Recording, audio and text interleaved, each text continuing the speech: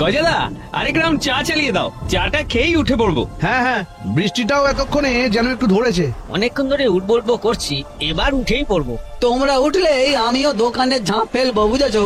আচ্ছা, এখানকার জমিদার বাড়িটা কোথায় বলতে পারবেন? সে পারবো, কিন্তু এত রাতে জমিদার বাড়ি খুঁজছেন কেন? ওখানে তো দিনের বেলাতেই কেউ যায় না, আর আপনি এই ঝড় জলের রাতে। সুস্থ শরীরকে অকারণে ব্যস্ত করবেন কেন?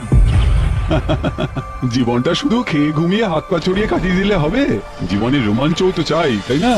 আমাদের ঠেস মেরে কথাগুলো বললো মনে হচ্ছে। তা রোমাঞ্চের যখন এত শখ, তখন যান ওই ভূতের বাড়িতে। এই দোকানের পাশের রাস্তা ধরেই যেতে হবে। বলছি যে তোমরা সঙ্গে গিয়ে দেখিয়ে দাও না বাবু, রাত বিরেতে আবার কোথায় বলতে কোথায় চলে যাবেন। হ্যাঁ ঠিকই, আসুন আসুন আসুন আমাদের সঙ্গে। ধন্যবাদ।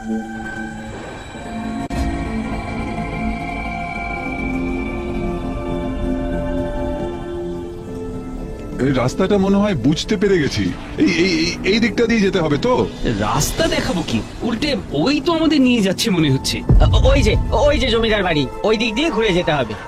বুঝতে পেরেছি, এবার বাকিটা আমি বুঝে নেব। আপনারা আসুন। ধন্যবাদ। খুব বেচা কেনা হয়েছে সারাদিন, এবারে ঝাঁপখানা ফেলে দি।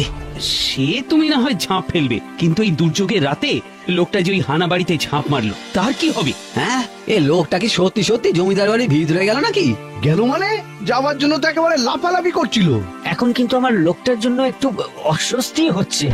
তা কেন? সে তো নিজের ইচ্ছেতেই গেছে।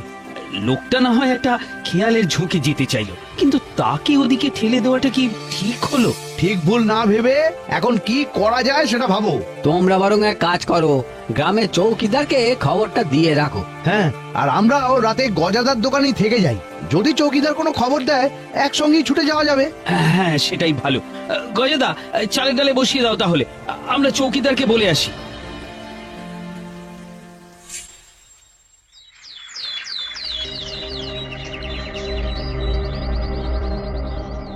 আরে গেলে কোথায়? ওঠো ওঠো, খবর আছে। ব্যাপার কি? চৌকিদারের গলা না? মনে হচ্ছে কিছু একটা হয়েছে। এই চলো তো। কি খবর? হাঁপাচ্ছ যে? তোমাদের কথা মতো ঘুরে ফিরে বাড়িটার ওপর নজর রাখছিলাম। খানিক আগে বাড়িটার ভিতর থেকে একটা চিৎকারের আওয়াজ পেলাম। হাসি শুনে যে চমকে গেছো সে তো বোঝাই যাচ্ছে, কিন্তু কে হাসছে সেটা কি দেখতে পেলে? আরে খেপেছো নাকি? আমি একা একা ওই বাড়িতে ঢুকবো? তোমরা সঙ্গে গেলে গিয়ে দেখতে পারি। খবরটা শুনে তো আর চুপ করে থাকা যায় না। চল চল, আর দেরি করবো না তাহলে, এখনই চল।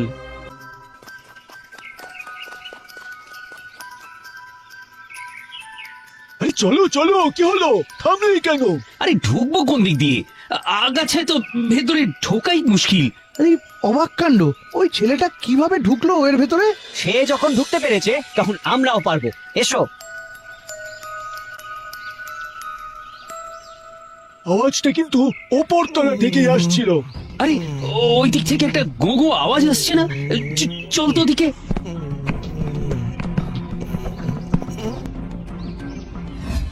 আরে এই তো কালকে রাতের সেই ভদ্রলোক। পুরোপুরি অজ্ঞান নয়, তবে একটা ঘোরের মধ্যে আছে মনে হচ্ছে। আরে ওই দেখো, টর্চটা মাটিতে পড়ে আছে, আরেকদিকে একটা ডায়েরি। তার মানে লোকটা টর্চ জেলে কিছু লিখছিল, কিন্তু কি লিখছিল? সেটাই ডায়েরি লেখাগুলো পড়লেই বোঝা যাবে, কিন্তু তার আগে লোকটার জ্ঞান ফেরানোটা দরকার। এই তো মনে হচ্ছে একটু স্বাভাবিক হচ্ছে। তুই বরং ডায়েরিটা পড়া শুরু কর, তাহলেই রহস্যের জট খুলে যাবে। এখন রাত 12:30। আমি আমার গ্রেট গ্র্যান্ডফাদার মানে প্রপিতামহের বাড়িতে এসে পৌঁছেছি। এটা একটা শেয়াল আর চামচিকে রাস্তা না, রাতটা এখানেই কাটিয়ে দেব। বলিস কি? তার মানে ইনি এই জমিদার বাড়ির বংশধর? কিন্তু তুই থামলি কেন? তারপর? এই তো পড়ছি। এখন রাত 1:15, একটু ঘুম আসছে, কিন্তু কিসের যেন একটা শব্দ হচ্ছে। একই ঘরের জানলাগুলো নিজে থেকেই খুলে যাচ্ছে কি করে?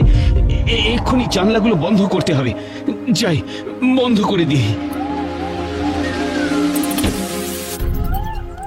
রাত 1:30। কি ভয়ঙ্কর হাসি! এটা কার হাসি? জানলাগুলো আবার খুলে যাচ্ছে। বৃষ্টি বন্ধ হয়ে গেছে, চাঁদের আলো ঘরে এসে পড়ছে, কিন্তু এবার যেন অন্য একটা শব্দ পাচ্ছি। হ্যাঁ, কেউ যেন ফুপিয়ে ফুপিয়ে কাঁদছে। পাশের ঘর থেকেই আসছে মনে হচ্ছে শব্দটা। কেউ কি সত্যি আছে নাকি আমার মনের ভুল? পাশের ঘর, কিন্তু ওই ঘর তো বন্ধ পড়ে রয়েছে। এখনই নিজের চোখে দেখে এলাম। আহ, এখনই তোমায় বলতে হবে, দিলে তো তালটা কেটে। না না, তাল কাটেনি। এই তো পরের পাতাতেই লিখছে রাত 1:40, বুক ফাটা কান্নার শব্দ। এবার আর কোনো ভুল নেই, কান্নাটা যেন এগিয়ে আসছে। ও কি একটা কঙ্কাল? না না, একটা নয়, অনেকগুলো। ওরা আমার দিকে এগিয়ে আসছে। ওদের ঠান্ডা নিঃশ্বাস আমার গায়ে এসে লাগছে। বাঁচাও! আরে, গলা শুকিয়ে গেছে মনে হচ্ছে। শুধু গলা শুকোচ্ছে না, শুনে তো আমার গায়ে কাঁটা পর্যন্ত দিচ্ছে। দাঁড়া দাঁড়া, এইবার আর অত ভয় কিছু নেই। এই তো কি লিখছে শোন না। আমার চিৎকারে কাজ হয়েছে, ওরা সবাই গায়েব হয়ে গেছে। এখন রাত 2:30, দু চোখের পাতা এক করতে পারছি না, খুব শীত করছে। জানলাগুলো তাহলে বন্ধ করে দিই, তাছাড়া আর উপায় কি? সুবিধা কোথায় হলো? এই তো অবস্থা। আরে সেটা জানার জন্য তো বাকিটা শুনতে হবে। নে নে নে শুরু কর, নে নে নে শুরু কর। দাঁড়া, এবার একটু খেয়াল করে পড়তে হবে। লেখাগুলো কেমন জড়িয়ে গেছে। 3টে বেজে গেল, আর একটু পরেই ভোরের আলো ফুটবে, কিন্তু হাত চলতে চাইছে না। কি যে লিখছি জানি না, কেমন যেন সব জড়িয়ে যাচ্ছে। মনে হচ্ছে কঙ্কালগুলো আবার আসছে, আমার উপর বরফের চাদর চাপিয়ে দেবে। কি ঠান্ডা! আমি আর তাকিয়ে থাকতে পারছি না। তবে কি আমি মরেই যাব? আরে তারপর কি হলো? আর কি লেখে নেই কিছু? এই পর্যন্তই লেখা আছে ডায়েরিতে। এই দেখো দেখো, এবার মনে হচ্ছে লোকটা কিছুটা ধাতস্থ হচ্ছে। ওরে বাবা রে, ভূত, ভূত। আরে আরে, ও যে উঠে পড়লো, পালাচ্ছে। যা, পালিয়ে গেল। আশ্চর্য কাণ্ড! এ যে রীতিমতো আতঙ্কিত হয়ে ছুট লাগালো। ও তো সত্যি সত্যিই পালিয়ে গেল। এই জমিদার বাড়ির বংশধরকে তবে কি সত্যি সত্যি ভূতে ধরলো? সেটা খুব একটা অসম্ভব কিছু নয়। কিন্তু পিতাম্বর খুড়ো, আপনি এখানে? গজার চায়ের দোকানে খবর পেয়ে চলে এলাম, তবে এটাই বোধহয় হওয়ার ছিল। কি বলছো খুড়ো? কি হওয়ার ছিল? তোরা আর কতটুকুই বা জানিস? এই জমিদার বংশের পূর্বপুরুষরা ছিল খুব অত্যাচারী। প্রজারা খাজনা দিতে না পারলে তাদের ধরে এনে এই জমিদার বাড়িরই গুপ্ত কুঠুরিতে ভরে রাখতো, মেরে ফেলতো। কিন্তু তার সঙ্গে তাদের বংশধরকে ভূতে ধরার কি সম্পর্ক? সম্পর্ক নেই বলছিস? সেই সব নিরীহ প্রজাদের আত্মা এই বাড়িতে হয়তো জমিদারদের বংশধরেরই অপেক্ষা করছিল। তারাই তাহলে কাল সারা রাত ধরে অতিষ্ঠ করেছে ওকে। কিন্তু লোকটা আবার এই পোড়ো বাড়িতে ফিরেই বা এলো কেন? সেই বংশের বংশধরের হয়তো এই পরিণতি হওয়ার ছিল। একেই বলে নিয়তি রে। ওর নিয়তি ওকে এখানে টেনে এনেছিল। যাক, এবার হয়তো আত্মাগুলো শান্তি পাবে। চলো চলো, যা হওয়ার হয়ে গেছে।